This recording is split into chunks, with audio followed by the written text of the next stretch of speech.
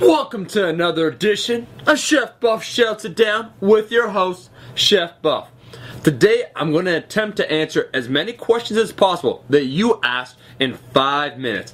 Every single question has a maximum time limit of 30 seconds for me to answer it. I'm going to give you simple answers to simple questions. Let's get started. Do you have to cycle pre-workouts, and do I take any? No, I don't take any stimulants such as caffeine. And when we talk about pre-workouts, remember, I have my own pre-workout mix I make, but it's all supplements I virtually could take besides citrulline mally at any time. So it's beta-alanine and creatine, basically all the supplements that have been proven by science. If you take a stimulant or if you take a pre-workout that contains stimulants, you shouldn't use it on a regular basis. We're already in our modern society too wired up, and people become dependent upon them and get burned out. I already said for most individuals, you should stay the fuck away from those stimulants and pre-workouts. So my recommendation, not only cycle them, but stay off that shit. Yo, chef, should I take Clen for CNS stimulus and fat loss? Fuck no. Yo, chef, give me some exercises to gain more size for the Vastus medialis. Okay, this is quite specific. I'm assuming you're already jacked. Is the quadriceps, we're talking about the quadriceps, and we're talking about the inside of the knee. You know that big, it looks like almost a golf ball at the bottom? That's the Vastus medialis. Easiest way to work this, full range of motion squats. In particular, it'd be front squats. ATG, ass to the grass, as low as possible, close stance. You can also do full back squats.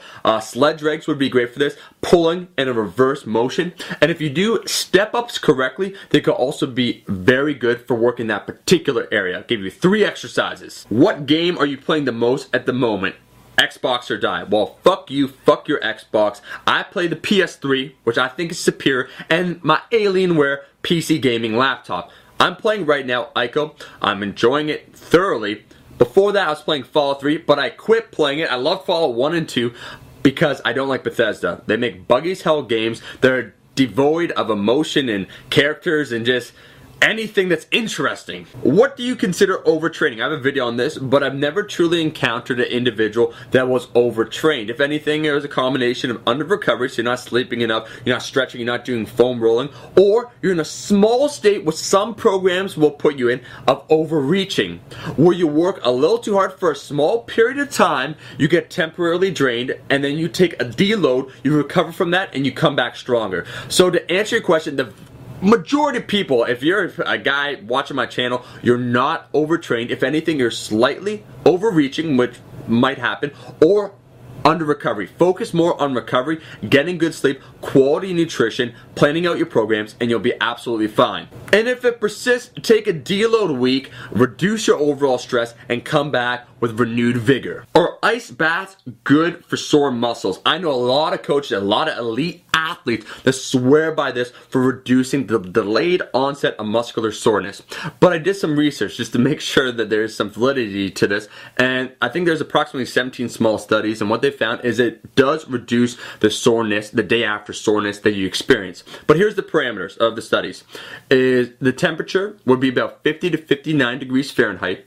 You would sit waist down, soaked in the ice cold water for between 5 to 20 minutes, and you do this post-workout within about an hour after training. Yo, chef, you didn't answer the question about meal frequency in the last video. Hey, shut up!